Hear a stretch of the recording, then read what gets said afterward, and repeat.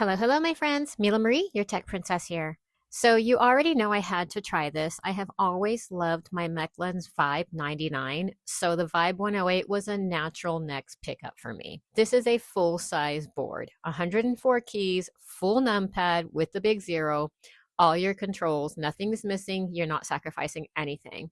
I went with the Vela Silent switches on this one, and I actually do like them because they are really, really quiet, like very soft, muted, almost pillowy when you press them. No sharp clack at all.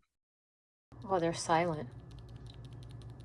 That said, if you know me, you know I'm not staying silent for long. I'm definitely going to swap into something deeper sounding soon. Especially with MOA caps, this board is going to sound so good.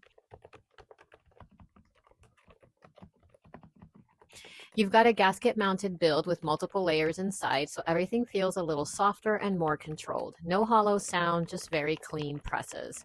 She's got tri-mode connectivity and a fantastic 10,000 milliamp battery. She's also hot swappable, so you can fully customize the feel whenever you want.